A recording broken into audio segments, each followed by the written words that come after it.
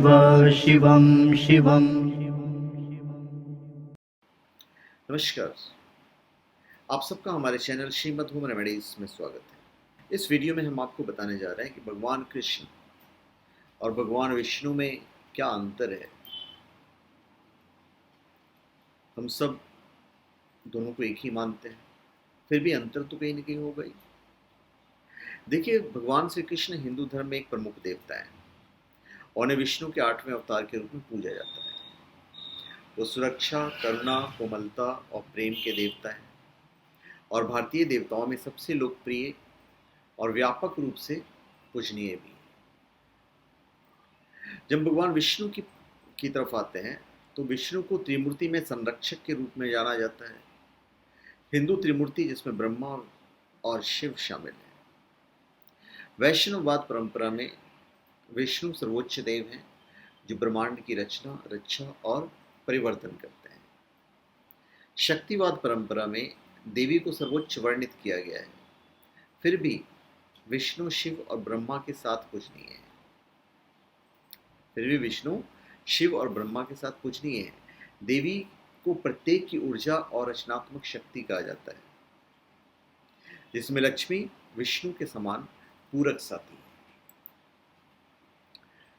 और सरल शब्दों में कहें तो भाई मैं एक उदाहरण दूंगा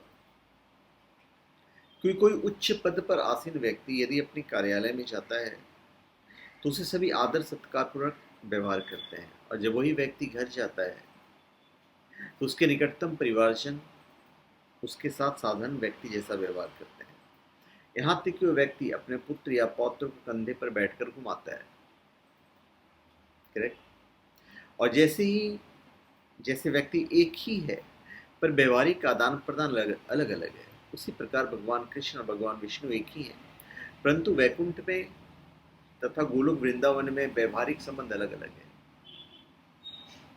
वह धाम जहाँ उनके स्वांश मतलब विष्णु या नारायण निवास करते हैं वैकुंठ कहलाते हैं, जहाँ भगवान नारायण रूप में रहते हैं। तात्विक दृष्टि से गोलोक तथा वैकुंठ में कोई अंतर नहीं है, किंतु वैकुंठ में भगवान की सेवा भक्तों द्वारा असीम ऐश्वर्य द्वारा की जाती है, जबकि गोलोक में उनकी सेवा शुद्ध भक्तों द्वारा सहज स्नेह भाव में की जाती है। अगर सरल शब्दों में समझाओ तो कृष्ण का जन्म हर साल कृष्ण जन्माष्टमी पर मनाया जाता है, जो अगस्त के अंत में या फिर सितंबर की शुरुआत में आता है। कृष्ण महाभारत, भागवत पुराण, ब्रह्मवैवर्त पुराण और भागवत गीता में एक केंद्रीय चरित्र हैं और कई हिंदू दार्शनिक, धार्मिक और पौराणिक ग्रंथों में इसका उल्लेख है। तो जीवन चित्रित कैसे किया है? एक ईश्वर बालक, एक मस्करा, एक आदर्श प्रेमी, एक दिव्य नायक और एक सार्वभौमिक सर्वोच्च व्यक्ति के रूप में वर्णन मिलता है।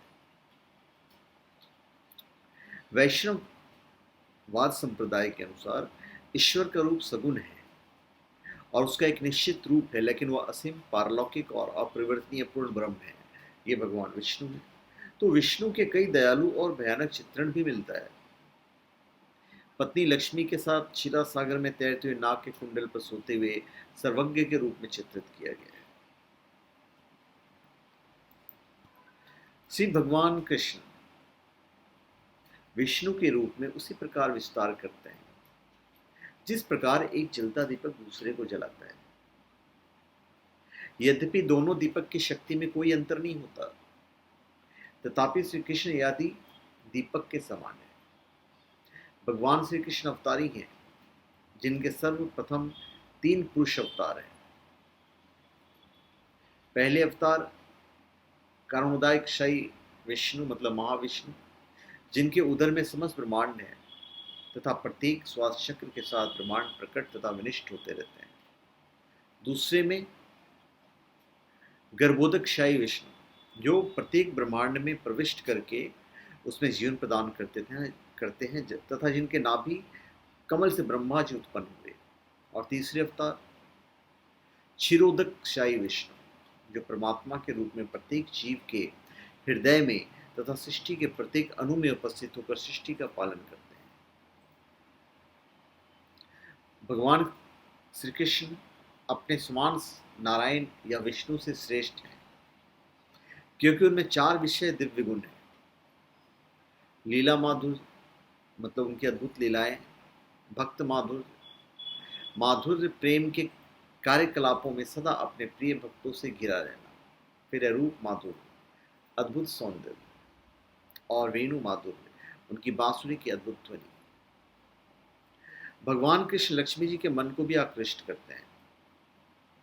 लक्ष्मी जी ने रासलीला में सम्मिलित होने के लिए कठिन तपस्या की, लेकिन शामिल नहीं हो पाई, क्योंकि गोपियों के भाव या गोपियों को शरीर में ही रासलीला में प्रवेश किया जा सकता है।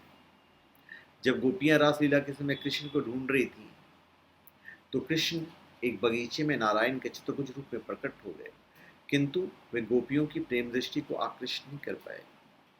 तो इसे कृष्ण की सर्वोत्कृष्टता सिद्ध होती है। जब भी दुनिया को बुराई, अराजकता और विनाशकारी ताकतों का खतरा होता है, तो विष्णु धर्म की रक्षा करने के लिए अवतार लेते हैं। दशावतार विष्णु के 10 प्रमुख अवतार हैं जो आप जानते हैं, जिसमें राम और कृष्ण अवतार जो है वो सबसे महत्वपूर्ण है। तो धन्यवाद, आप सबका हमारे चैनल में स्वागत है। आप हमारे चैनल पर सब्सक्राइब करें और अपने कमेंट कीजिए। धन्यवाद।